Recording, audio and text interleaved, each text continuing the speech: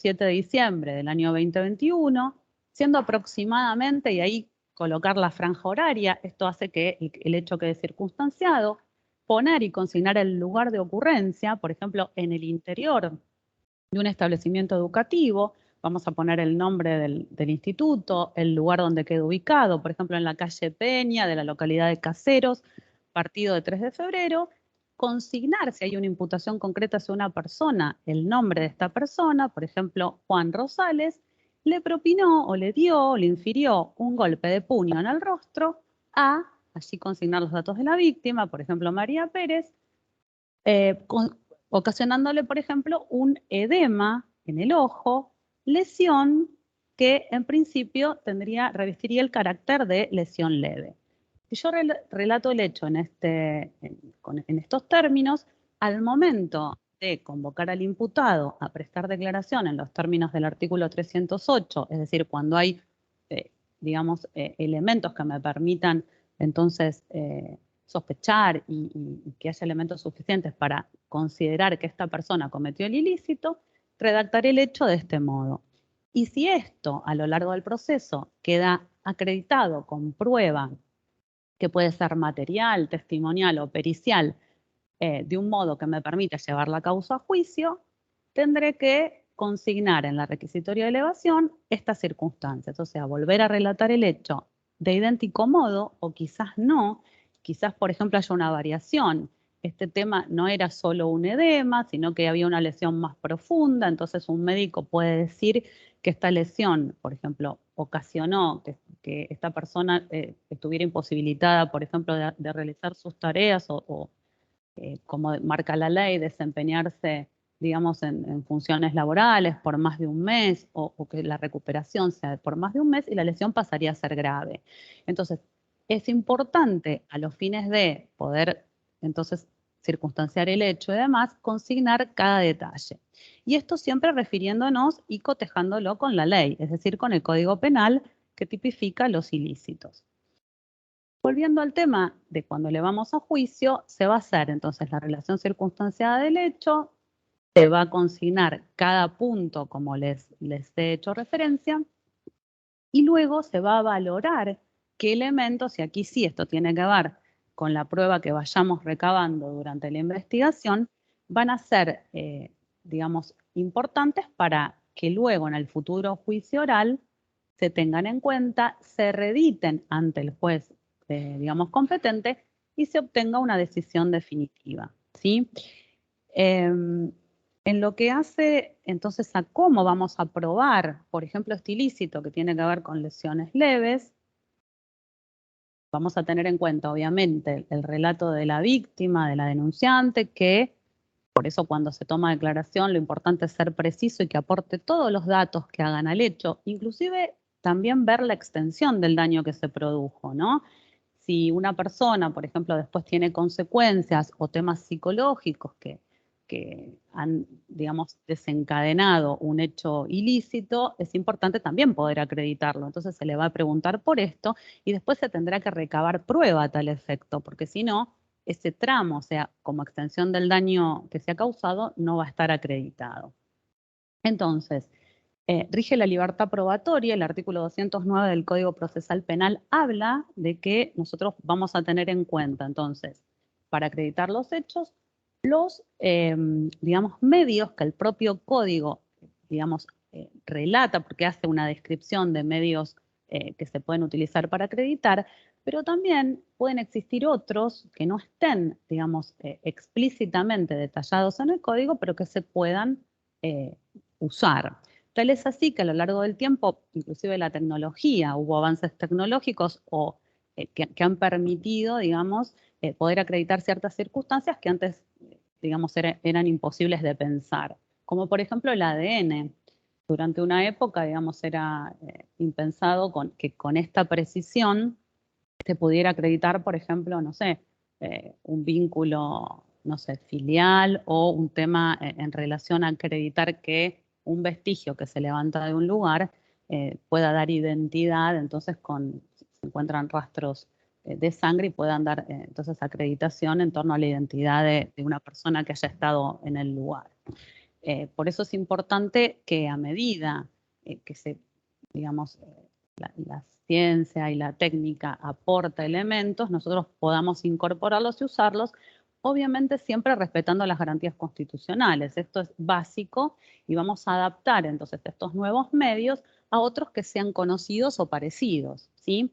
Por ejemplo, en torno a esto de la identificación de cadáveres, el código también menciona, cuando no se sepa la identidad, dice el código, vamos a tomar como recaudos poder, digamos, ver quién es la persona que ha fallecido mediante testigos, con huellas dactilares, o en su caso esto, ¿por qué no utilizar, si hay una sospecha o tenemos un banco de datos, el tema del ADN, ¿sí? Entonces, como vemos, todo se va adaptando, si no se conculcan garantías constitucionales, a poder, digamos, dar credibilidad y que el juzgador entienda, y esto de ver la verdad procesal, o sea, que haya un correlato entre los elementos que vamos a presentarle al juez y el relato que, en este caso, la Fiscalía debe realizar eh, para la imputación. A ver, ¿una pregunta? Ah, claro, por eso, que tiene, perfecto, claro, tienen que ver con diferentes elementos, o el tema del luminol, que también es un elemento que se utiliza para relevar vestigios de sangre en un lugar. Entonces, esto, como ven, va evolucionando, quizás a futuro tengamos otros medios.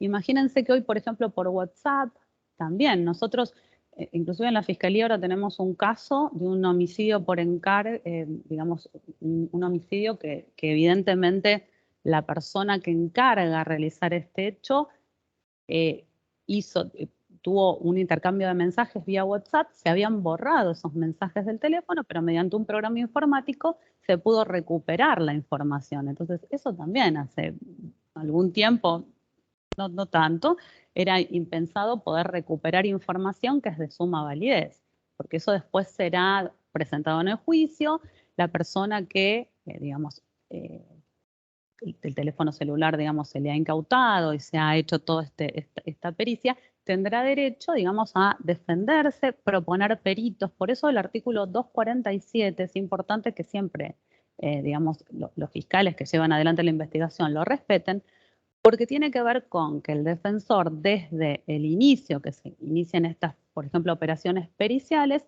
pueda controlar la prueba, proponer un perito e inclusive el propio imputado estar presente. Recién me comentaba una de las chicas que está aquí presente, que ella trabaja en la fiscalía que se ocupa de, que está tematizada y tiene que ver con delitos que se refieren a la ley 23737, es decir, comercialización de estupefacientes, tenencia para consumo personal. Y en esto es importante, obviamente, van a tener que hacer labores periciales que siempre, en general, la defensa va a cuestionar ese punto. Entonces, qué importante es, y en respeto a las garantías, poder cumplir con las notificaciones debidamente, porque si no, al momento del juicio, si eso no es tenido en cuenta, no vamos a poder hacer valer ese dictamen, esa pericia. Y en el caso del secuestro de estupefacientes es muy importante saber, digamos, si esa sustancia que se incauta tiene, digamos, una de las sustancias, digamos, que están prohibidas por ley, ¿no? Si tienen este efecto específico. Entonces, por eso es sumamente esencial que el artículo 247, desde el inicio de la investigación, cualquier pericia o labor pericial que se realice, sea notificada tanto a la defensa como al imputado si es que está individualizado. Luego, en relación a qué sistema vamos a usar para valorar o usan los jueces para la valoración de la prueba, vamos a encontrar que el artículo 210 habla de la sana crítica racional. Es decir, los jueces, una vez que la prueba se presenta, digamos, en una audiencia de debate, van a tener que hacer una valoración, una ponderación, por ejemplo, de lo que el testigo dice. Van a valorar si el testigo tiene algún interés, si pudo ver o no o percibir lo que afirma que dijo, la forma en que lo dijo, si hubo persistencia a lo largo del tiempo en su declaración, si fue enfático, o sea, todas estas cuestiones que van a tener que ver, y los jueces luego lo expresarán, con reglas de la lógica, de la psicología, de la experiencia. Y obviamente esto habla también, tiene que ver con un principio esencial, es que las decisiones finales y las decisiones de los jueces tienen que estar motivadas, es decir, el juez debe dar razones de por qué llega a esas conclusiones, ¿sí? Tanto valorando prueba testimonial como un propio perito. Es decir, el perito también, ya lo vamos a ver cuando empecemos a analizar, digamos, medio probatorio 1 a 1, va a tener que dar razones de por qué, digamos, llega a sus conclusiones.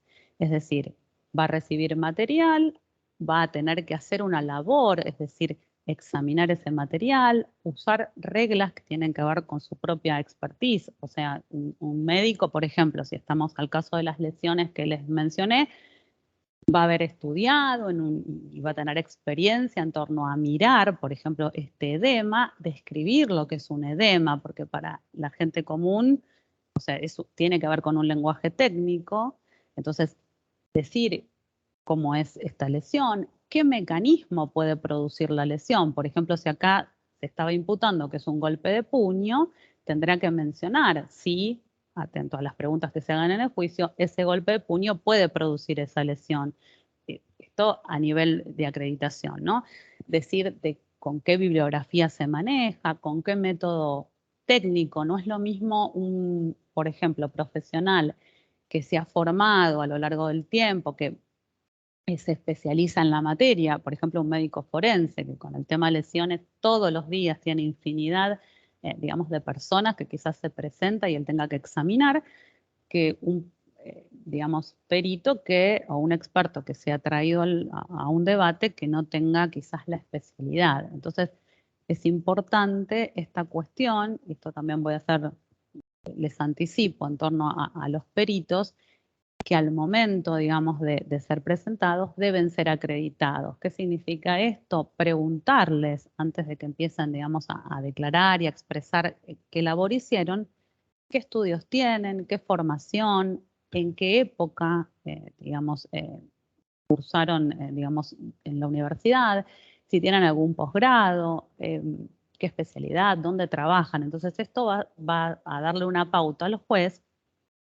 sobre la formación profesional. Y es importante para que después el juez lo vuelque en su sentencia, ¿no? Y para la valoración de lo que el testigo esté diciendo. Porque recuerden que hay muchas causas que, así como la fiscalía puede presentar sus peritos, la defensa va a hacer lo propio. Entonces el juez tendrá que ponderar, quizás tengamos un perito que diga afirme cierta cuestión, otro que mencione otra en relación a un punto, y el juez va a tener que decir por qué opta quizás por el dictamen de un perito y no el de otro, ¿sí? Esto después del contraexamen y de que las partes, digamos, hagan su interrogatorio. Entonces, es sumamente importante poder acreditar a los peritos que comparezcan. Y el sistema de la sana crítica obliga a esto, ¿sí? A que el juez dé razones. En torno a los jurados, que es digamos, la incorporación que bueno, sí, ya hace varios años, así que no tan recientemente, ocurre en la provincia de Buenos Aires, ellos también se les va, cuando se le dan las instrucciones, el juez les va a explicar cómo, digamos, se valora la prueba que van a tener que, digamos, también cotejar, sopesar y poder llegar a una conclusión. Lo que va a ocurrir con los jurados es que ellos no van a expresar los motivos o razones ante la audiencia, digamos, al momento de decir si la persona es culpable o no, no tendrán que dar los motivos. Sí, obviamente van a deliberar, al igual que lo hace un tribunal colegiado. Ellos van a retirarse y en una sala donde nadie puede ingresar, las 12 personas van a empezar entonces a confrontar, a hablar y demás sobre la prueba producida. Pero no tienen la obligación, porque esto es otro sistema, digamos, de litigación, de dar las razones de por qué llegan a esa conclusión, como sí lo tienen que hacer los jueces. ¿Sí? Además es importante la decisión judicial porque después, en materia de recursos, cuando el imputado quiera, digamos, recurrir, va a basarse entonces si encuentra alguna arbitrariedad o alguna situación de irregularidad, en lo que los jueces, digamos, mencionen.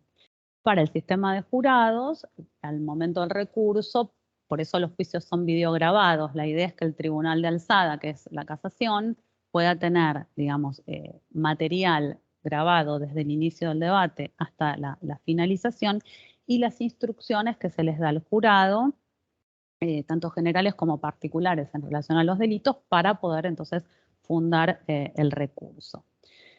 Esa es la diferencia entonces entre juicio colegiado o juicio entre un juez profesional y juicio por jurados. Luego, en relación a las exclusiones probatorias, recuerdan que la clase pasada la doctora Villone habló del tema de nulidades, un pantallazo en torno a entonces ver qué nulidades existen y si estas pueden ser subsanadas o no durante el proceso.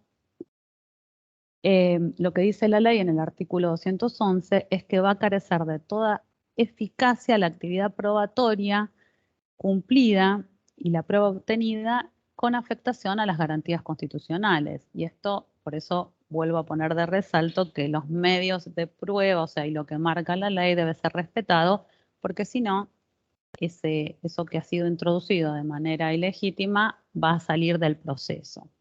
Hoy por hoy también, por el tema de la litigación por jurados, estas cuestiones de validez probatoria van a ser tratadas, y es una etapa muy importante, en la audiencia preliminar. Es decir, antes de que se abra la audiencia de debate, va a haber una audiencia previa donde el juez va, digamos, a recibir a las partes, fiscal, defensa, si hay particular damnificado, y ahí se pueden hacer todos los planteos que tengan que ver con nulidades, entonces, de las pruebas, digamos, o los elementos que se quieran incorporar. Después, en torno a la legalidad o no de estos elementos, yo les voy a alcanzar, o también lo pueden buscar porque son fallos muy conocidos de la Corte de Nación, son los fallos tradicionales. Me refiero a Montenegro, a Fiorentino y Rayford, que son fallos de hace muchos años, pero que, digamos, hacen a esta cuestión, es decir, a la exclusión probatoria. Por ejemplo, en el fallo Montenegro era un caso donde se le imputaba a esta persona un robo con armas. La persona fue sometida a premios ilegales y a raíz de esto confiesa el hecho, se hace un allanamiento en el domicilio de su domicilio y se encuentran elementos, inclusive un elemento muy particular que era una alianza con iniciales y la fecha de la víctima. Entonces, se le imputó el hecho, tiene una condena. Ahora bien, ¿qué ocurre? Se llega a esa instancia de realizar el allanamiento y demás por la confesión que fue obtenida de manera ilegítima, ¿sí? Igual es un fallo del año 81, creo, pero a partir de ahí la Corte, porque el caso llega entonces a la Corte Suprema, menciona que no podemos darle entidad, entonces para acreditar un hecho, a cualquier costo decir, como en este caso, le imprimieron, digamos, a premios ilegales, él confesó y con eso decir, bueno, listo, tenemos por acreditado el delito. Entonces la exclusión probatoria va a ser que desde el momento en que él es sometido a premios, se excluya del proceso todo, o sea, no es válida la declaración que se le ha recibido, no es válido el allanamiento y demás, y esto culmina con una absolución. ¿Por qué? Porque tampoco había un curso causal independiente que acreditara que él era el autor del hecho. Entonces, si en una causa nosotros vemos, por eso hay que hacer un análisis siempre caso a caso.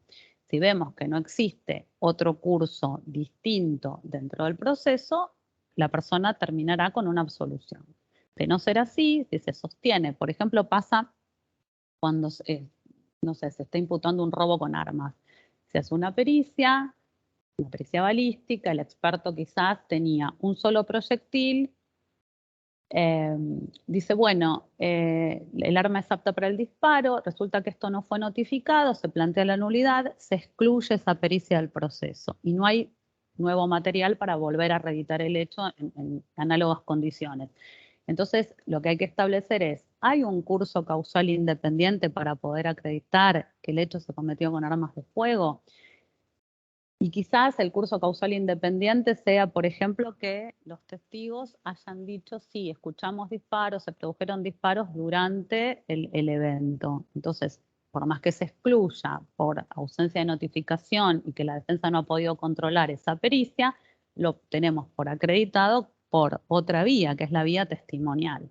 Por eso en materia de nulidades hay que tomar en cuenta entonces estas dos situaciones. Ver si se conculcan garantías constitucionales, obviamente va a haber una exclusión de plano. A veces es notorio el agravio, la afectación, pero otras veces no. Entonces, por eso es labor también de las partes, si hay un planteo, fundar bien el perjuicio, el agravio, decir por qué debe excluirse esa prueba y el juez ponderará, dirá sí o no, y luego si hay un curso o una vía independiente, se acreditará ese extremo con entonces esa otra prueba. Bueno, volviendo entonces al punto de analizar o ponderar qué medios se pueden usar, va a ser el libro primero, título octavo, el que describa todos los medios, digamos, probatorios con los que podemos contar. Por ejemplo, uno de ellos es la inspección judicial, ¿sí? Mediante la inspección judicial se va, la persona que la realice, que puede ser el fiscal, por ejemplo, cuando llega al lugar del hecho, va a percibir por sus sentidos lo que ocurre, pero también puede haber una inspección que sea judicial, es decir, los jueces tomar contacto directo con, por ejemplo, el lugar. Me ha pasado en un juicio, que esto se hizo durante el debate, habían pedido los defensores que se observara o que los jueces se constituyeran en el lugar donde acaecieron los hechos, que era una unidad penitenciaria, solamente para reflejar o para ver los sectores, digamos, o el sector en sí donde había acaecido el hecho, y otros lugares desde donde los testigos quizás decían que habían percibido la situación. Entonces, ¿qué hicieron los jueces? Se constituyeron, solamente hicieron la inspección, observaron, miraron, tomaron la impresión que, digamos, de la escena, y luego eso se plasmó en un acto, obviamente, pero era solamente, no iba a haber preguntas, no se iba a hacer una cuestión como, por ejemplo, hacer una reconstrucción del hecho, que es otra cosa, sino solo inspeccionar, ir, mirar, observar dónde estaban, por ejemplo, eh, ciertas celdas, porque obviamente durante el juicio los testigos afirmaban, decían, yo vi el episodio, uno decía, yo lo vi a través de un espejo, sacándolo por como una abertura que había en el lugar. Entonces, esto fue muy ilustrativo. El lugar acá no había cambiado porque era el mismo, digamos, una unidad carcelaria. También hay que tener en cuenta que con el paso del tiempo los lugares pueden modificarse. Por eso es importante cuando se colecta la prueba, al inicio, tomar buenas fotos, las fotos, videos, o sea, pero que ilustren y que sean representativos, porque a veces después se modifica alguna circunstancia y ahí la prueba se pierde. Entonces, el artículo 212 va a hablar sobre cómo se hacen estas inspecciones judiciales que son de utilidad. Obviamente, volviendo al punto, si se admitió esta prueba es porque la prueba era relevante para el caso, era pertinente, no es pedir solamente, bueno, igual quiero que los jueces se constituyan para observar, digamos, tenía mucha relevancia, entonces por eso fue admitida. Si no, los jueces van a estar a lo que recreen los testigos o alguna fotografía que se aporte, ¿sí? Luego también tenemos que tener en cuenta que se hacen inspecciones corporales y también mentales del imputado. Una vez que la persona es aprendida o resulta necesario, la va a examinar un médico forense que tiene la especialidad entonces eh, en medicina forense, tiene digamos, este expertise para detectar en qué condiciones fue, por ejemplo, detenida la persona. Es decir, si lo encuentra orientado, vigil y demás, o sea, el estado psíquico del mismo, lo que él puede advertir, ¿no? Porque obviamente esto es a simple vista. Ver si tiene lesiones corporales, esto es de utilidad porque a veces quizás hasta el propio imputado puede plantear un tema de apremios, golpes que le haya propiciado el personal policial, o si fue una gresca o rencilla entre personas, es importante ilustrar las lesiones. y al inicio. El médico también se va a expedir, por ejemplo, y va a decir qué tipo de lesión, dónde está ubicada, cuál es el mecanismo de producción de la misma, la data, es decir, el tiempo, porque recordemos que este caso, por ejemplo, de lesiones dejan vestigios, por ejemplo, un moretón que va evolucionando y el médico por su experiencia puede decirnos, ¿no? Cuándo fue producida la lesión, si 48 horas antes o más tiempo. Así que eso es muy importante. También es importante extraer, si se nota, o sea, o el médico determina que la persona está intoxicada, es importante extraer una muestra sanguínea para, por ejemplo, realizar una pericia de alcoholemia. Cuando tengamos la graduación de alcohol en sangre, también un experto, un perito puede decir, traspolando, entonces utilizando un método, qué pasó al momento del hecho, para saber si la persona estaba lúcida, podía comprender y entender, dirigir su accionar. Entonces, miren la relevancia de poder extraer sangre. Una vez, si esto no se hace, después es imposible recrear esta situación. Y con el tema toxicológico también, el tema de drogas, que digamos se puede hacer, a veces se requiere examen de orina, pero esta situación de poder, digamos, inspeccionar y relevar, digamos, lo que el imputado tiene a nivel corporal es sumamente importante. Luego en la reconstrucción del hecho, que también es otro medio de prueba, tiene importancia porque al momento del juicio oral, por eso siempre la reconstrucción se deja para la etapa de juicio oral, y durante las audiencias también los jueces consideran que es pertinente y relevante realizar una reconstrucción, se va a ir al lugar del hecho y ahí sí, por ejemplo, si el imputado ha declarado y ha expresado varias circunstancias, quizás a veces que se contraponen con lo que dicen los testigos, los jueces pueden ir al lugar y verificar. Entonces también de manera directa el lugar y ver, por ejemplo, el imputado dirá, yo estaba parado en tal sector, e irán, digamos, recreando lo que pasó. Se hace como una reconstrucción histórica en función de lo que dice, por ejemplo, el imputado, ¿no? Se va a dejar constancia también en un acta de cómo se realiza esta reconstrucción. Hubo casos, por ejemplo, de relevancia. ¿Recuerdan el caso de, bueno, el caso Monzón ni hablar, donde se usó también un maniquí inclusive para ver cómo se arrojaba, digamos, cómo caía el cuerpo desde un balcón? Entonces, hay casos de relevancia que es necesario, digamos, utilizar este método para poder entonces reconstruirlo. Es importante también filmarlo, más allá de las fotos, porque también da como, digamos, relevancia, por ejemplo, también para un tribunal superior si luego tiene que revisar el caso y la valoración de estos elementos. Entonces es importante cuando se decide realizar la pericia, esta reconstrucción, perdón, eh, realizarlo adecuadamente, que quede debidamente registrado y demás. Luego vamos a otro medio de prueba que tiene que ver con el registro domiciliario. Me estoy refiriendo al allanamiento, que puede ser allanamiento de morada, pero también de otros locales o dependencias. Obviamente el allanamiento lo tiene que disponer un juez, ¿sí? Durante la etapa de la investigación lo va a disponer el juez de garantías. Tiene también que ser por autofundado. El fiscal le va a requerir al juez, si lo necesita, para ingresar a un lugar, por ejemplo, detener a una persona o secuestrar cosas o elementos, el allanamiento. Y va a tener que fundarlo, ¿sí?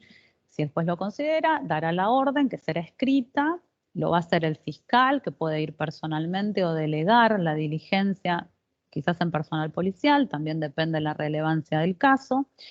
Y en la orden se va a detallar precisamente qué elementos, esto así lo marca la ley, deben secuestrarse, y también si hay que identificar y detener a una persona, se va a consignar los datos que se tengan para que se lleve a cabo la medida en ese sentido. Entonces, obviamente esto tiene que estar detallado y el juez será puntilloso en poner qué elementos, ¿sí? Tienen que ver también con el delito que se investigue. Por ejemplo, en el caso de, no sé, tenemos que, en el caso de un robo, por ejemplo, si hay elementos que la víctima detalle específicamente, se consignará con el mayor detalle. A veces no se tiene ese detalle, entonces los elementos se incautan y después sí se puede hacer un reconocimiento de cosas. A veces, si se habla de un anillo y se secuestran varios, la víctima dirá, no, el anillo era de tales características, y también se puede hacer, así como se efectúa reconocimiento de personas, de objetos. Se pondrán los diferentes objetos o fotografías de los mismos y la persona indicará. Por otra parte, también tenemos el allanamiento, digamos, va a ser, como les digo, fundado y demás, pero va a haber razones a veces de urgencia que impidan que el fiscal vaya a pedirle al juez de garantía y demás, porque esa prueba se perdería. Pero bueno, esos motivos de urgencia también están en el código plasmados exhaustivamente, ¿sí? Por ejemplo, inclusive la policía va a poder ingresar a un domicilio, pero ¿cuándo? Cuando, por ejemplo, se escuchen voces de auxilio desde el interior o se esté en persecución de alguna persona que haya cometido un ilícito y vean que ingrese a un lugar. Entonces la policía no va a esperar que el fiscal pida al juez el allanamiento, sino que irá y procederá a la aprehensión. Lo mismo que si hay indicios, digamos, se sospecha de la comisión de un ilícito, existen motivos para, digamos, contundentes, entonces la policía podrá ingresar y hará entonces vulnerará con el ingreso, digamos, el derecho que tiene la persona a excluir a cualquier extraño, pero lo cierto es que va a ser con motivos fundados. Si se hace un allanamiento, por ejemplo, de urgencia, el fiscal también está previsto que pueda hacerlo, el juez de garantías va a tener que luego, digamos, confirmarlo, es decir, decir que esto es válido y analizará también los motivos, es decir, por qué el fiscal no pidió la orden, ¿sí? Esto para respetar las garantías, ¿sí? Sobre todo, bueno, estas que están plasmadas en el artículo 18 de la Constitución Nacional. Sí, sí.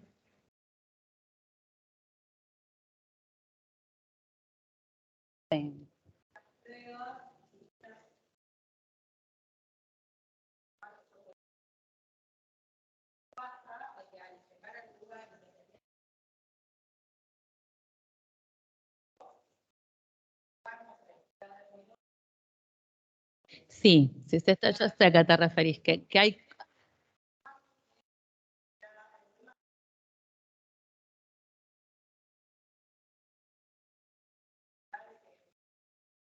bueno, por eso siempre hay que cumplir con lo que dice la orden, no excederse, pero a veces puede ocurrir que una persona entra, está haciendo el allanamiento y a simple vista detecta, digamos, alguna cuestión que tiene que ver con la comisión, por ejemplo, de otro ilícito. Es como que yo ingrese, estoy revisando, o sea, el personal policial, obviamente siempre con testigos, los testigos de actuación que son fundamentales para también luego dar credibilidad y que tendrán que recrear lo que pasó.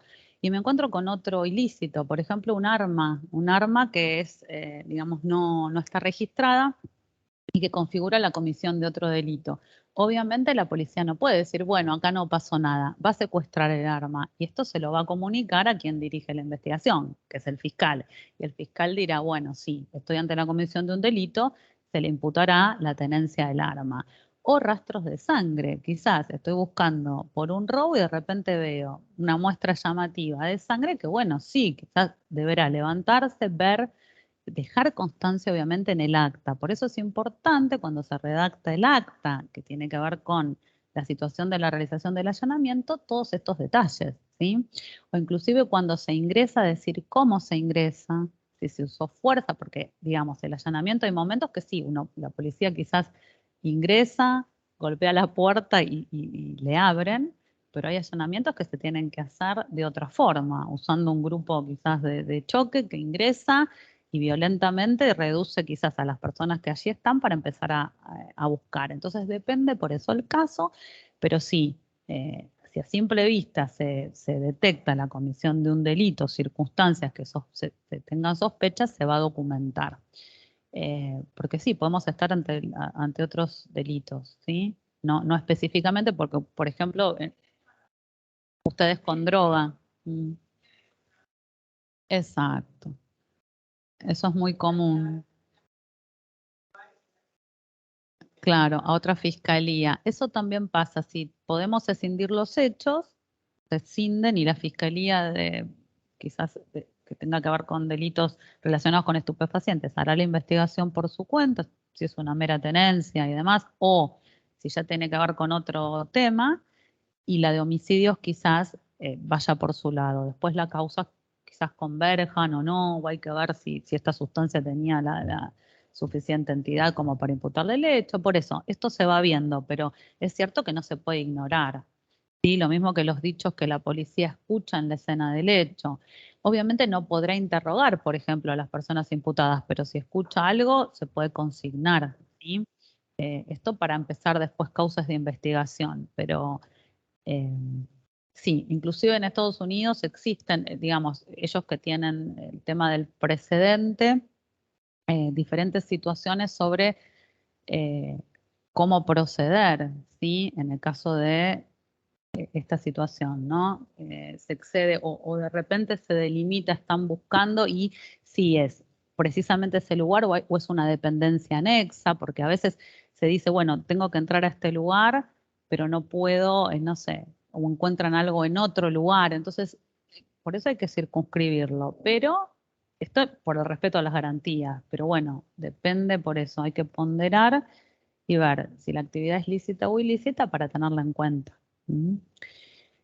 Después también a veces, para no pedir un allanamiento, se pueden pedir órdenes de presentación. ¿Qué significa? Que si, por ejemplo, yo quiero recabar una historia clínica en un hospital, puedo con una orden decirle al juez, bueno, por favor, necesito que se secuestre este elemento puntualmente, entonces se irá a la mesa de entrada y se dirá, necesito esta historia clínica, ¿sí?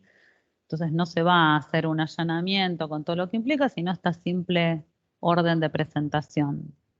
Los requisitos también están, digamos, estipulados en el código. Recuerden que los allanamientos se hacen desde que sale el sol hasta que se pone. Si hay que habilitar horario nocturno, debe especificarse, ¿sí? En la propia orden, pedirle al juez que se haga en horario nocturno, porque a veces, inclusive depende el delito que sea, las personas van a estar, si tengo que detener a alguien, ya sé por datos quizás de la policía, de tareas de inteligencia que han hecho, que las personas se encuentran, por ejemplo, de madrugada, pero eso hay que especificarlo. Y recuerden que también cuando se hace el allanamiento va a ir el personal policial con una copia y se le va a entregar a la persona que está en el domicilio, ¿sí? De no ser así, se dejará o se le entregará, por ejemplo, a un vecino, pero la orden de la copia, porque la persona a la que se le está allanando el domicilio tiene que saber por qué la policía ingresa y qué quiere buscar, ¿sí? En este sentido, y en torno a, por ejemplo, por eso les mencioné los fallos Fiorentino y Rayford, ¿qué pasa con el consentimiento, ¿sí? De la persona, digamos, que habilita el ingreso a una vivienda? Como vemos, la orden tiene que ser una orden judicial, escrita, fundada y demás. Muchas veces la policía ingresa y no tiene esta orden. Para darle validez al consentimiento, digamos, la Corte ha admitido que sí se puede consentir el ingreso a un domicilio, pero tiene que ser un consentimiento pleno, que no esté viciado. Entonces, esos dos fallos hablan de esta situación, ¿sí? No es lo mismo. En uno de ellos, por ejemplo, era un menor que venía ya aprendido por la policía y los padres consienten el ingreso. Entonces, ¿es válido o no es válido ese consentimiento? Esto es lo que los jueces siempre hacen, ¿no? Ponderan en relación a la circunstancia en particular. Otro tema también importante es la requisa personal. Y esto pasa muchas veces en la vía pública cuando personal policial intercepta a una persona y demás y debe llevarse a cabo la misma. La requisa personal se debe hacer por orden del juez. El juez debe autorizarla, pero en casos de urgencia volvemos a los mismos supuestos que para el allanamiento. Se pueden hacer requisas personales cuando hay urgencia. O sea, si yo estoy ante la comisión de un delito, tengo a la persona ahí y por resguardo, seguridad, debo revisarla, la policía va a proceder a hacerlo, ¿sí? También con un testigo. Entonces, resguardando estas garantías, la policía puede hacerlo. Y en la requisa, obviamente, va a buscar cosas que la persona tenga en su cuerpo, quizás en un bolsillo, entre sus prendas y demás. Otro de los medios de prueba tiene que ver con la prueba testimonial, ¿sí? ¿Qué tiene la prueba testimonial? Se caracteriza porque son convocadas personas que han percibido, que han, sí, percibido por sus sentidos ciertas circunstancias o en su caso la comisión de un delito o circunstancias que hagan algo que se quiera acreditar, ¿no? Tenemos obviamente que centrarnos nuevamente en el objeto del proceso y alguna circunstancia circundante que quizás sea de relevancia. En relación a los testigos, se puede convocar a cualquier persona, entonces que haya, digamos, percibido alguna situación y se la va a interrogar en relación a esa cuestión concreta. En principio, debe recibírsele juramento, ¿sí? La persona va a estar, va a prestar juramento, juramento o promesa de decir verdad de acuerdo a sus creencias para que esto sea válido. Y cuando se plasme en un acta los dichos del testigo, se le va a preguntar primero por sus circunstancias personales, su edad, qué vinculación tienen quizás con el proceso, porque puede tratarse del damnificado, puede ser algún pariente, por ejemplo, que tenga vinculación entonces con el imputado o el damnificado. Esto hay que preguntarlo. También si tienen algún interés en la propia, entonces, prosecución de la causa. Esto hay que dejarlo plasmado y se le preguntará y ahí el testigo hará un relato de lo que ha visto, de lo que ha sentido, percibido y después pueden venir preguntas concretas para orientar y enfocarnos entonces en el objeto del proceso. Por ejemplo, en este caso, el ejemplo que les di de las lesiones, que es un ejemplo sencillo, se le preguntará quizás dentro del mismo colegio, si había alumnos y demás que presenciaron la agresión, eso, dónde estaban, desde dónde observaban, las circunstancias de tiempo, modo, lugar y algún detalle que querramos, digamos, especificar, ¿sí? Luego, en torno a la prueba testimonial, vamos a tener, el código así lo marca, la prohibición de declarar, y esto tiene que ver con ciertas circunstancias que hacen al parentesco, ¿sí? De las personas. El artículo 234 va a establecer entonces la prohibición de declarar. Dice la ley, no podrán testificar en contra del imputado bajo sanción de nulidad su cónyuge, ascendientes, descendientes o hermanos, a menos que el delito aparezca ejecutado, entonces en perjuicio del propio testigo o de un pariente cuyo grado sea igual o más próximo a el que lo liga a la persona imputada.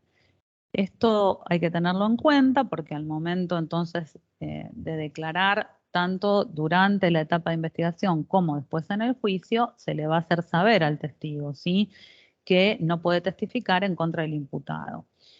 Esto preservando la situación familiar, de parentesco y demás. Y el 235 habla de facultad de abstención. Acá hay otro vínculo que tiene que ver con el parentesco, pero se trata de parientes, entonces colaterales hasta el tercer grado de consanguinidad, tutores, curadores y pupilos, que se les va a especificar que tienen la facultad de abstenerse, de declarar en contra de la persona imputada cuando los ligue, digamos, este vínculo, a menos que, y vuelve la ley a repetir, sean ellos víctimas o los una un vínculo de parentesco más próximo al damnificado. Luego, en torno al deber de abstención, también cuando existe secreto profesional, por ejemplo, tiene que ver con los ministros de algún culto específico o inclusive, por ejemplo, por el oficio o profesión, inclusive los médicos que han prestado juramento, por ejemplo, un médico, un farmacéutico que asista a alguna persona y tome conocimiento de un delito, tendrá este deber de abstención, a menos que sea liberado de este deber de abstención en un juicio, por ejemplo, y declare, entonces la defensa quizás cita a esta persona, lo releva del juramento y ahí puede ser interrogado, ¿sí?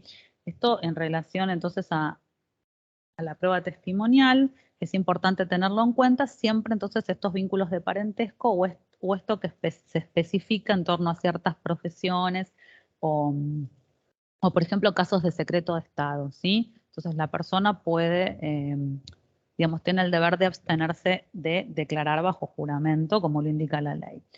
¿Cómo van a ser citados estos testigos? La ley dispone, y nosotros por la informalidad de la propia investigación, y sí para el juicio es necesario tener, digamos, otras previsiones.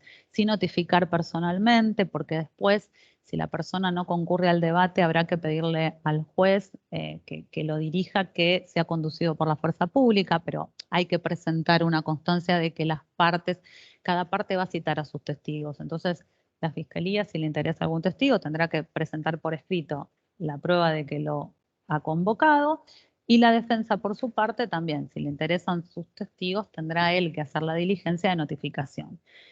Esto está bueno para el juicio que quede asentado, pero a veces con un llamado informal, si estamos durante la etapa de investigación, la persona puede concurrir, se plasma, digamos, su testimonio en un acta y se cumple entonces la diligencia de este modo.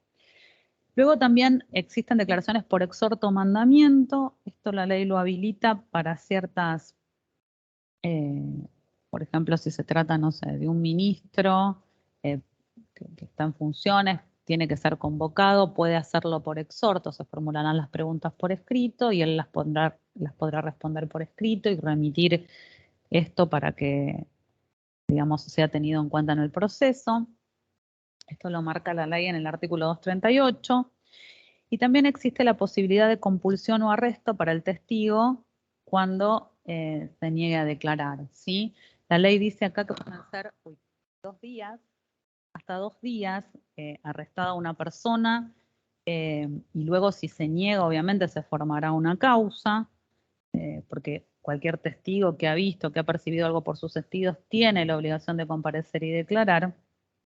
Y también la ley dice en el artículo 239 que podrá ordenarse el arresto inmediato de un testigo cuando carezca de domicilio o haya temor fundado a que se fugue o ausente, ¿sí? Pero esto no puede ser por más de 24 horas. Fíjense que en un primer momento, si estamos ante un hecho grave, la idea es poder recabar la prueba testimonial cuanto antes, ¿no?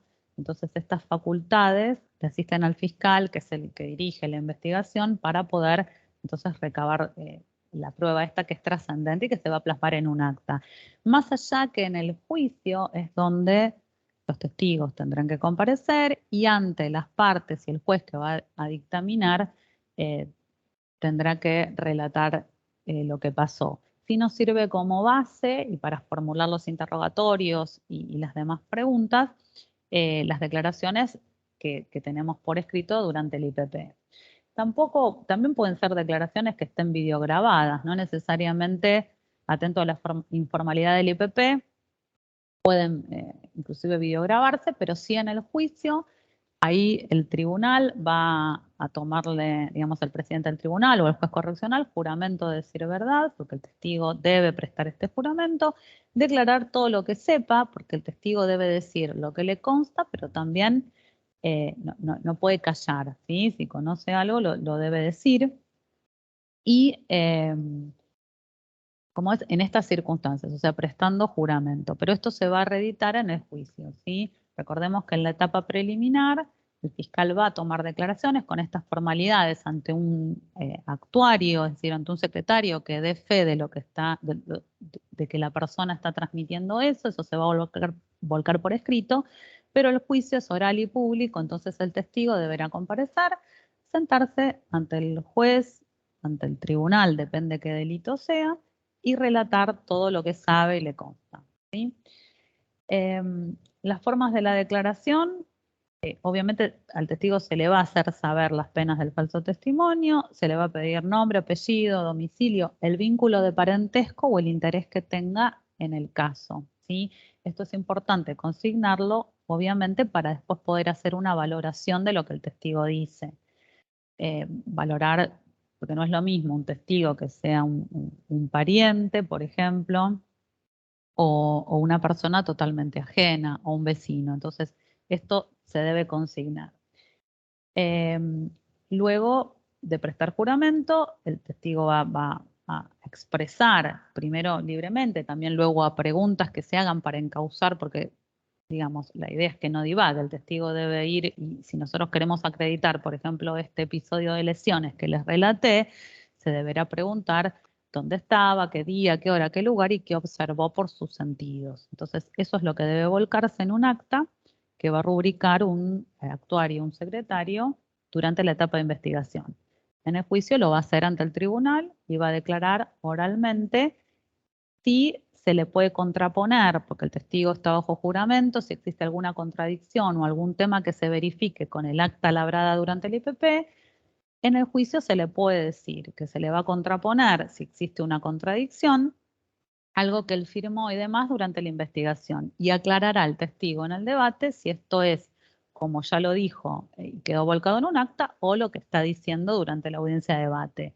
Ahí podré explicar, porque a veces hay imprecisiones y demás que tienen que ver con el paso del tiempo, y otras que no, que son, digamos, quizás muy flagrantes y que hagan entonces a la mendacidad del testigo. Esto ya va a ser materia de las partes, o sea, tanto el fiscal como la defensa, van a ponderar estas cuestiones que serán llevadas, digamos, al momento de alegar, y después los jueces también harán esta valoración, ¿sí? Para ver si el testigo efectivamente dice la verdad, porque presta juramento en este sentido, o está faltando a la misma.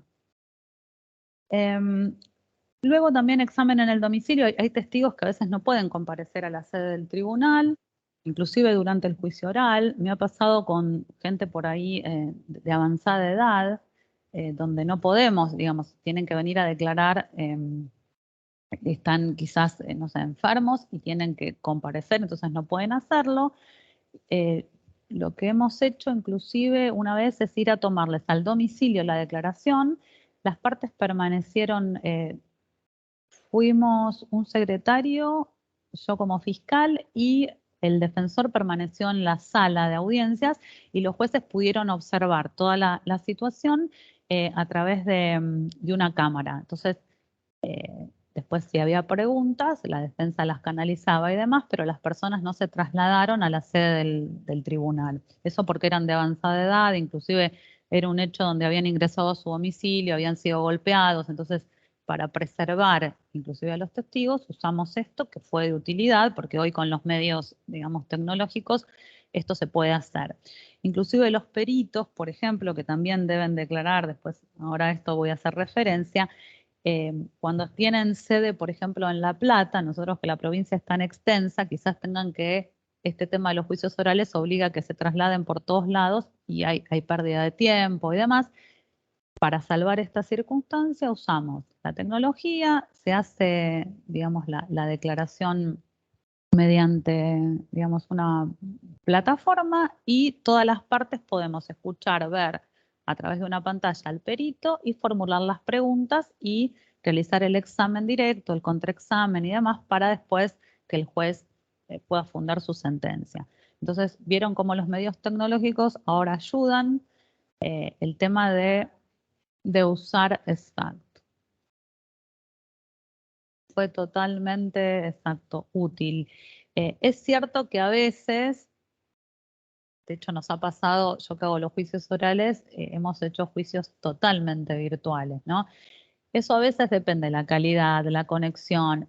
Es cierto, se pierde, no es la misma riqueza que estar en forma presencial y poder advertir un montón de cosas en una sala y demás. Pero ha ayudado a que ese momento, digamos, pueda subsanarse, sobre todo la realización de los juicios orales, con ciertos, digamos, protocolos y demás, porque la Corte después, cuando fue avanzando la pandemia y no había posibilidad, digamos, se iba retrasando la posibilidad de hacer juicios presenciales, dijeron, bueno, hay que dar una solución, pero se hizo todo un protocolo para salvaguardar las garantías constitucionales, porque no es cuestión de a toda costa, digamos, poner una cámara y decir que eso es lo mismo que la riqueza de lo presencial. Pero se pudieron hacer juicios telemáticos y demás y salvar esta circunstancia, ¿sí?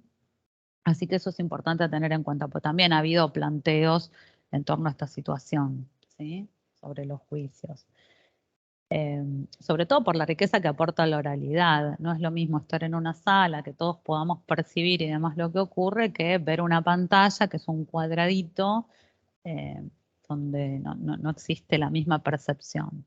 Inclusive también se había hecho un protocolo donde los testigos, que siempre declaran obviamente en presencia de las partes, del juez y del propio imputado, pero no adelante de otras personas, salvo que sea público, que esté presenciando el juicio. Entonces se les pedía, por ejemplo, que mostraran que estaban solos en una habitación, que nadie podía escuchar, esto bajo juramento, que exhibieran inclusive su DNI y demás, porque también hay que corroborar la identidad de las personas. Y esto en resguardo, vuelvo al mismo punto, de las garantías del propio imputado, ¿sí? Entonces, eso fue para esa instancia. Ahora, inclusive por eso se sostiene que los peritos, nosotros acá en la provincia, que están en La Plata y están a mucha distancia, puedan declarar de manera telemática eh, en la sala de audiencias, ¿sí? Nosotros contamos con sistema de audio y demás en la sala que tenemos aquí en el departamento judicial y esto se puede hacer. Inclusive yo ahora tengo un debate próximamente y va a haber un médico, sí, un médico de La Plata y alguien que pertenece también a asuntos internos, que trabaja con sede en La Plata, van a declarar de manera telemática. Entonces, la idea es eso, que el juicio oral, porque la garantía es para el imputado, ¿no? Que precisamente cuando los testimonios sean rendidos sean con todas las garantías, que no haya una persona pasando, digamos, pasándole datos al testigo y demás, ¿sí? Entonces, esto es sumamente importante. Sobre todo para evitar después también nulidades, porque la fiscalía lo que quiere es, si tengo una condena y acredito el hecho, que sea en el marco respetando todas estas garantías. Luego, además de la declaración de los testigos, que rigen entonces estos artículos que son del 232 al 243, los que van a ser, digamos, aplicados, vamos a tener entonces la labor de los peritos, ¿sí? Que acá tiene que ver con personas que tienen ciertos conocimientos técnicos y van a ser convocadas tanto en la instrucción, harán un dictamen, como al juicio oral, para explicar entonces y dar, digamos, sus pautas en relación a su expertise, ¿sí? Un médico, como en el caso este de las lesiones, vendrá y tendrá que hablar de qué es, cuando ellos usan una palabra técnica, como por ejemplo hablan de edema o cuando hablan de contusión, tendrán que explicar qué es una contusión, cómo es la evolución de esta lesión, qué vestigios quizás se les mostrarán, por ejemplo, fotos y explicará por qué llega a esa conclusión. Tipificará, inclusive dirá, la lesión tiene una evolución de menos de un mes, entonces nosotros legalmente vamos a poder encuadrar esa lesión en una lesión leve. Entonces ven cómo juega toda esta cuestión de la importancia de los peritos que deben ser, digamos, presentados después al juicio, donde van a reeditar en forma, digamos, oral sus dictámenes. Lo van a hacer también bajo juramento de decir verdad. Se los tiene que acreditar. Es importante lo que yo les decía al principio, que el perito explique. No es lo mismo una persona que ingresó hace poco o que se ha recibido, digamos, recientemente, que una persona con vasta experiencia, que tenga un posgrado o que habitualmente realice, por ejemplo, inspecciones corporales en los detenidos, ¿sí? Los médicos forenses, por ejemplo, tienen infinidad de casos día a día, entonces esto es importante también y esto va a ser a la ponderación, a la valoración de lo que el perito diga al momento de dictarse la sentencia, ¿sí? Esa ponderación la va a tener que hacer el juez. Luego los peritos, bueno, como les he dicho, deben prestar juramento. ¿Qué pasa también? Y esto también en relación a los testigos, eh, que esto también me había olvidado. Cuando el testigo tiene alguna dificultad, por ejemplo, se trata de una persona sordomuda o una persona, un sordomudo que no puede darse a entender por escrito.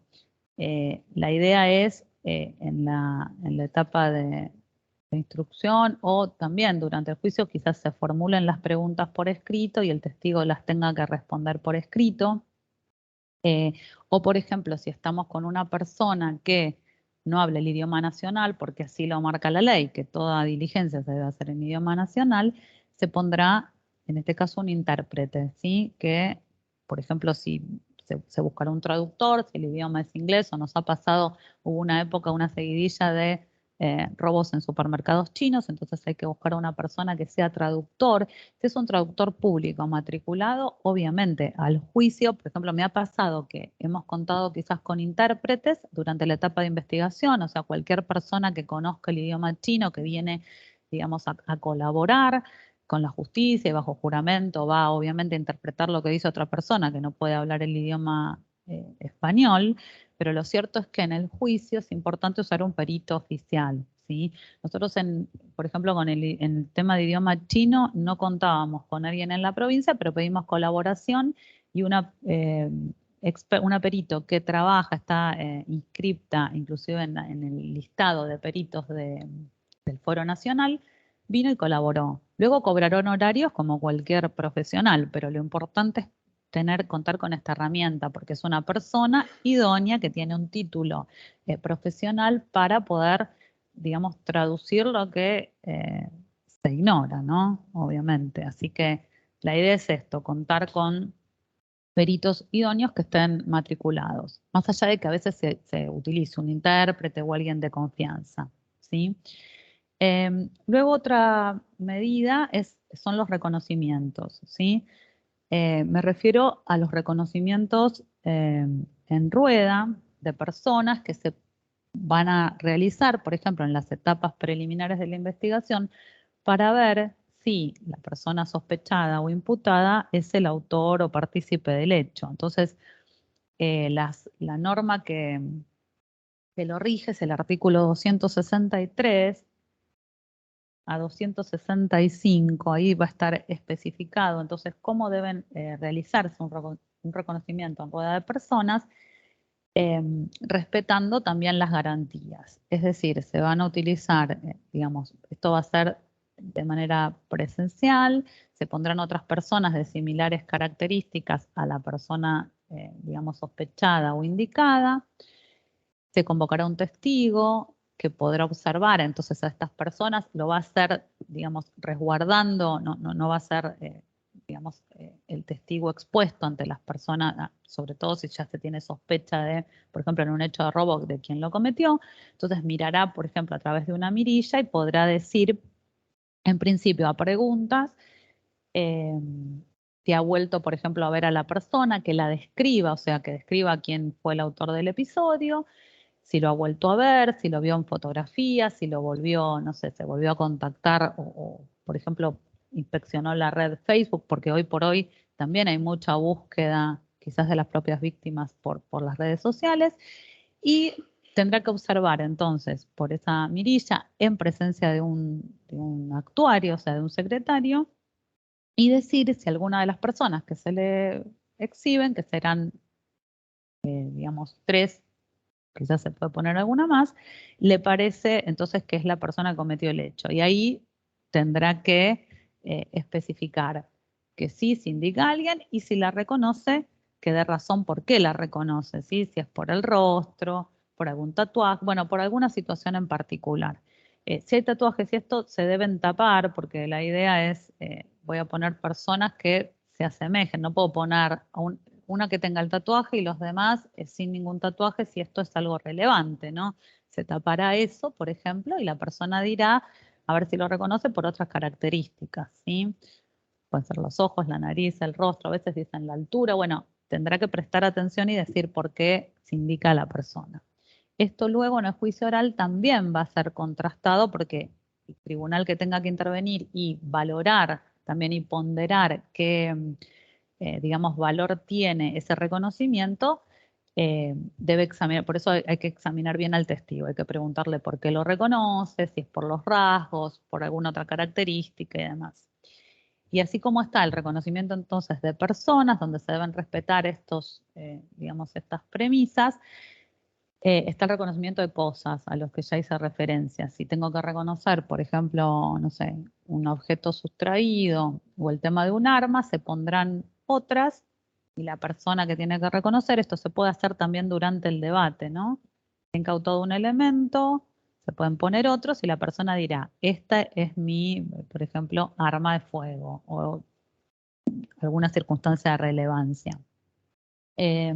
Otra cuestión también es el reconocimiento por fotografías. Cuando no contamos con la persona imputada, pero sí tenemos fotografías, se puede hacer un reconocimiento fotográfico, también respetando estas garantías, ¿no? Tiene que haber, como refiere la ley, al menos un número no inferior de 4 fotografías. Que obviamente sean claras y demás, para que la persona, entonces, poniéndosele las fotografías delante, deberá indicar si reconoce o no a la persona, entonces, que ha cometido el delito. Entonces, con esas previsiones, después esto se puede recrear en el juicio oral. Otra cuestión también en torno a la prueba va a ser el tema de los careos, ¿sí? En el juicio oral a veces se dan circunstancias donde un testigo afirma cierta situación y otro otra, ¿sí? Entonces se advierte la contradicción. Para solicitar el careo, la parte debe hacer saber al juez o al presidente del tribunal que existe esta contradicción y que quiere preguntar específicamente ese punto para ver si después, convocados nuevamente los testigos, pueden dialogar entre ellos y ratificar lo que ya dijeron o quizás decir no, hubo un error, es cierto, y rever esa afirmación que han hecho. Esto es importante porque los jueces van a pedir en torno al punto concreto, ¿sí? Del careo. Y tiene que haber entonces una discrepancia relevante, tiene que ser una prueba pertinente, si no, no va a ser admitido, ¿sí? También otra cuestión es en torno a los intérpretes, que si es por lenguaje de señas se puede poner un intérprete, esto en relación a lo que decíamos también, de cuando la persona habla quizás en otro idioma, traer al perito, digamos, al traductor que pueda oficiar digamos, de intérprete y si es, por ejemplo, por lenguaje de señas que la persona habla, también convocar a una persona para que así pueda, digamos, volcar y decirle al juez qué es lo que el testigo tiene para decirnos. Después otra prueba importante es la prueba documental. Tenemos, como marca la ley civil, documentos públicos y documentos privados. Es importante acompañarlos adecuadamente. Por ejemplo, como instrumento público vamos a tener certificados de defunción que tienen, obviamente, la ley civil marca qué requisitos debe tener. Por ejemplo, también partidas de nacimiento, constancias que hagan al vínculo entonces y al parentesco se deben acreditar de este modo, de forma documental. Y también vamos a tener instrumentos privados que pueden ser acompañados y después, durante el examen de estos testigos, es decir, quien lo ha confeccionado, será preguntado en el juicio oral, que es la etapa plena del proceso, si reconoce su firma, qué plasma el documento y demás, y hacerse preguntas entonces en torno a lo que el documento consigna. Otra cuestión también importante en torno a la valoración probatoria va a ser lo que el imputado diga durante la investigación penal preparatoria, en la declaración prevista en el artículo 308. El imputado, como saben, tiene el derecho de declarar o puede negarse a declarar. Esta es una garantía constitucional. Si declara, no está bajo juramento, decir verdad, como lo hace un testigo, ¿sí? Puede declarar libremente en todo lo que quiera, digamos, consignar por el hecho que se le está imputando. Por eso se exige claridad y demás en la redacción de los hechos y el encuadre legal, pero sobre todo en lo fáctico, ¿sí? En qué hecho se imputa, porque ese mismo hecho luego será llevado a juicio y la condena también tiene que ser en relación a ese hecho. Esto se llama principio de congruencia, es decir, debemos ser congruentes desde la primigenia imputación a tenor del artículo 308, como luego en la elevación a juicio y luego la sentencia. Si hay alguna circunstancia que varíe, como por ejemplo una circunstancia agravante que aparece en el debate oral o algo que, por ejemplo, el delito continuado, que se quiere imputar, digamos, otros hechos en relación a esto, deberá el fiscal ampliar la acusación. No se puede mutar el hecho, es decir, lo fáctico. Sí puede haber otro encuadre legal, pero no cambiar entonces la circunstancia fáctica, porque esta también es una garantía constitucional del imputado. Y lo que diga el imputado debe ser también valorado y sopesado con el resto de las pruebas. Por ejemplo, si el defensor está ofreciendo testigos porque el imputado ha dicho estar en otro lugar y ofrece testigos que acreditan estas circunstancias, el fiscal debe escuchar esos testigos y luego hará una valoración, ¿sí?, de los mismos. Y tendrá que ver si lo dicen, digamos, en esto de que prestan juramento y se comprometen a decir la verdad, si efectivamente lo hacen o esto no es así. Y esta cuestión de evacuar las citas, es decir, lo que el defensor plantea cuando, bueno, asesora a su asistido con que declare, debe hacerse y ponderarse entonces tanto al momento de requerir la elevación a juicio como luego en el juicio oral, que es la etapa plena. Ahí sí, todo va a ser, digamos, contrastado, va a haber interrogatorio directo, contrainterrogatorio, para luego poder sí hacer la valoración final en los alegatos y llegar, digamos, a una conclusión sobre si el delito se cometió y si estas personas implicadas participaron o no. Bueno, esto en relación a los medios probatorios, que como les digo, atento a esta libertad, se pueden usar otros. Yo después les voy a pasar una guía en torno a cómo se recaban, digamos, en el lugar de los hechos. Es una guía que se hizo desde el Ministerio de Justicia para los ministerios públicos, en torno a cómo hay que preservar inclusive la escena del hecho y demás. Eso atinente a cada delito en particular, porque depende del objeto procesal que tengamos, es que la prueba, digamos, que yo tengo que presentar tiene que ser pertinente, relevante, ¿sí?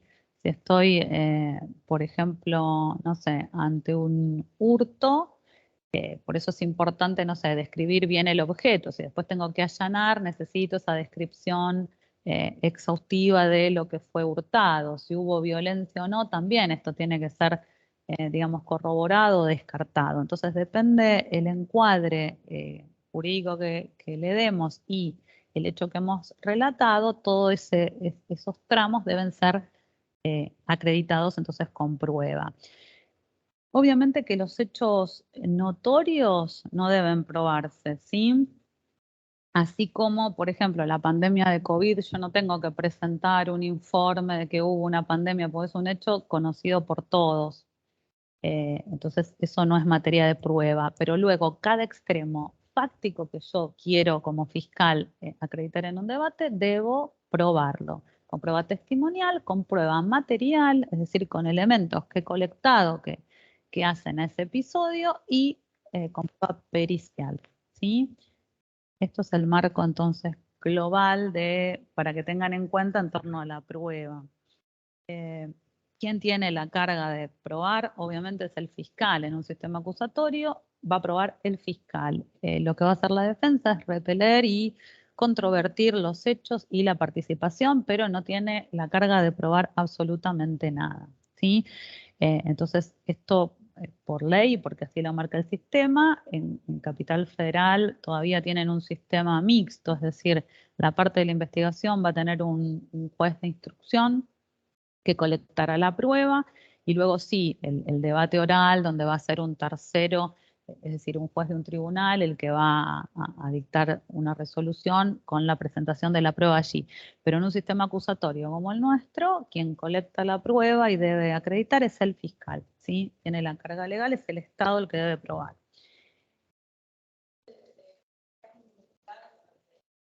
Sí.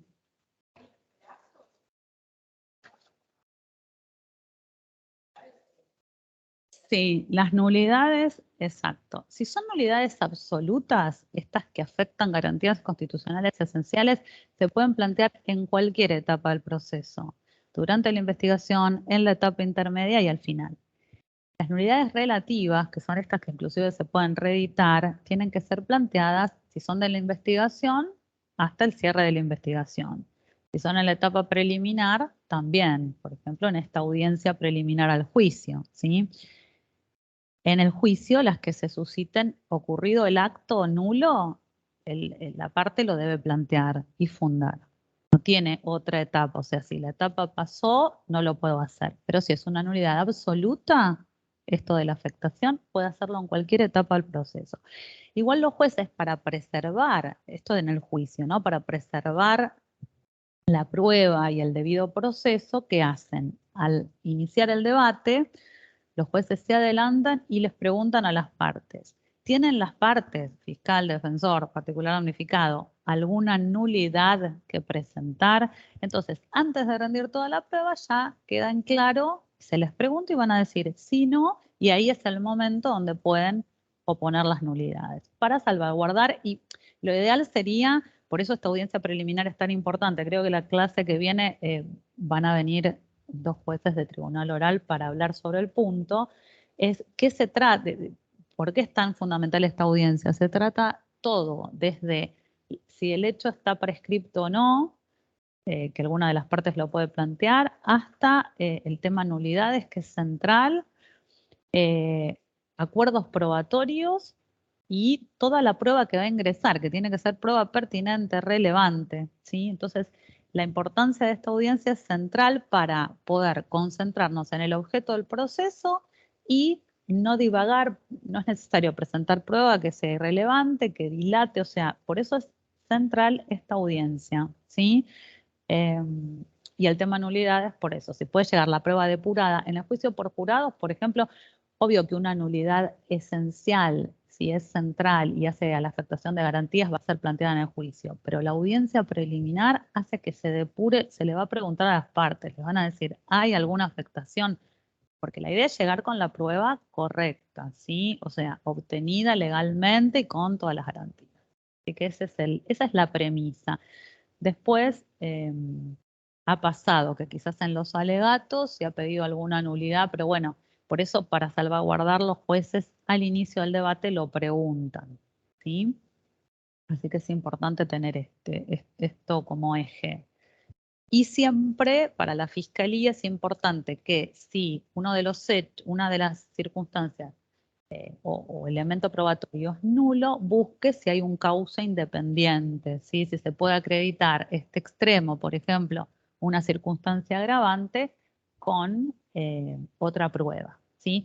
También recuerden que todo lo que hace el estado civil de las personas y demás se acredita con prueba documental, ¿sí? El Código Civil dice que si yo tengo que probar, por ejemplo, que una persona es cónyuge de otra, voy a traer el acta de matrimonio, no voy a usar otro elemento de prueba. Esto en torno al estado civil, pero después todo lo demás hay libertad probatoria y se puede, digamos, acreditar con otras vías, testimonial, pericial. Por eso es importante. Y hoy por hoy también las defensas públicas que hacen este trabajo de relevar el caso concreto, si tienen su propia teoría del caso, van a consultar con expertos y pueden traer a peritos, o sea, van a presentar los sellos, que eso es importante. Entonces, el juez va a tener una visión más amplia. En el contradictorio va a escuchar peritos de cargo que la fiscalía va a presentar para acreditar los extremos que considere oportunos, y el defensor va a traer sus propios peritos. Entonces, esto es central.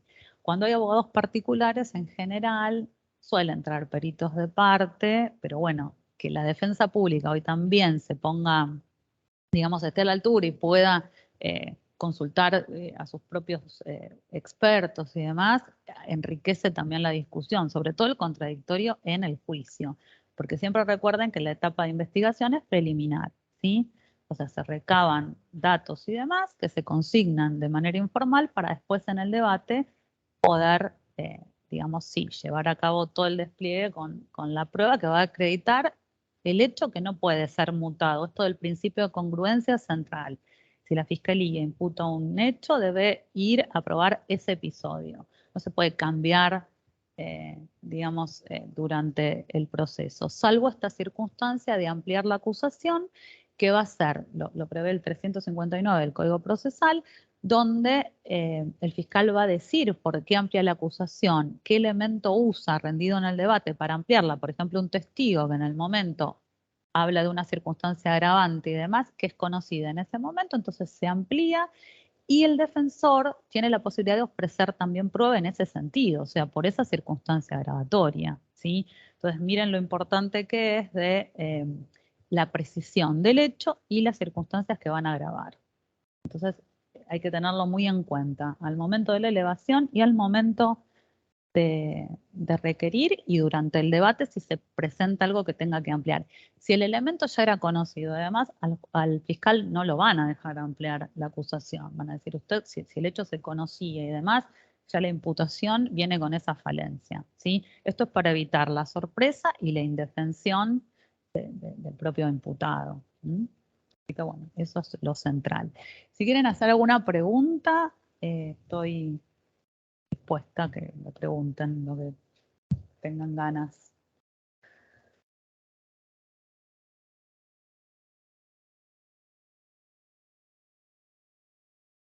Ese es otro tema también interesante, porque ocurre a veces que el imputado no quiera. Acá tiene que ver con, algunos doctrinarios hablan de tener al imputado como objeto, ¿sí?, de prueba. Entonces, si esto no va a afectar la salud del imputado, por ejemplo, se le puede preguntar, el fiscal está en plena investigación y le va a preguntar al médico, si yo le extraigo sangre o tomo la muestra de un cabello, ¿afecto su salud o hay alguna afectación importante? El médico quizás dice que no, entonces compulsivamente se obtiene el material, porque ese material va a ser usado después sí como prueba, quizás juegue a favor o no, porque esto va a ser materia de ponderación. Pero sí es cierto que a veces el imputado se niega. O por ejemplo, cuando se niega a hacer un reconocimiento en fila de personas, no quiere salir del calabozo. Dice, yo no salgo, entonces quizás se pueden utilizar fotos si es un reconocimiento fotográfico. Se suple esa situación, porque el fiscal obviamente va a que quiere acreditar esos extremos que hacen al hecho y a la autoría. Y tiene posibilidades, la ley da un abanico para hacerlo, ¿no? Entonces, si se niega el imputado, que obviamente a veces ocurre, se puede buscar otra vía, ¿sí? Sin afectar obviamente la salud. Por ejemplo, en el tema de la extracción compulsiva, si un médico está diciendo, no, esto afectaría en algún sentido, no corresponde, ¿sí? También en el tema de drogas, por ejemplo, vieron en los aeropuertos, a veces cuando hay personas que transportan sustancias, han tragado cápsulas y demás con contenido estupefacientes. ¿Qué método se utiliza, por ejemplo? ¿Alguno que es menos invasivo? No, hoy hay escáneres, o sea, el tema de que pasa mucho, sobre todo en lugares más hipervigilados. Bueno, de hecho, a veces cuando las personas pasan por un aeropuerto, se someten hay controles, cada tanto pueden ser controles también con estupefacientes, a veces usan blisters para ver si, que eligen al azar, ¿no? Hay una fila de personas y dicen, bueno, a ver vos, para ver si detectan el tráfico de estupefacientes, que a veces puede ser en las mismas prendas de vestir, o el caso de los escáneres pasan y pueden observar si la persona tiene en su estómago, digamos, cápsulas y demás. Pero bueno, son métodos menos invasivos, no es lo mismo que darle algunas, recuerden cuando se administraban, digamos, sustancias que provocan el vómito y demás para obtener el material, pero lo cierto es que por eso hay que ponderar, siempre está la garantía constitucional y este tema del Estado y de averiguar, digamos, qué es lo que ocurrió, que el Estado, digamos, encarna en la figura del fiscal, ¿sí? Cuando estamos ante la posible comisión de un delito y hay que intervenir. Entonces, esto es importante y verlo caso a caso. En los aeropuertos pasa eso, inclusive cuando tenemos que pasar por escáneres y ver o quitarse los zapatos, porque a veces hasta dentro de los zapatos pueden llevarse sustancias y demás, lo mismo que dinero. Entonces, esto es importante por eso, esto de los controles, sopesar también el propio Estado, dice, ¿a qué le voy a dar prioridad? Inclusive cuando hacen controles específicos de tránsito y demás, a esta circunstancia de poder revisar o a la intimidad o cualquier ciudadano tiene derecho a circular libremente y a, y a manejarse, sobre todo si es su propio país, ¿no?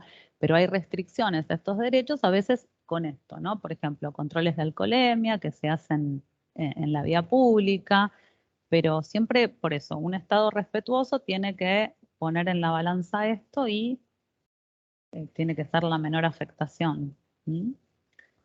Así que bueno, eso es. ¿Quién más quiere si tienen alguna duda. ¿No hay ninguna pregunta?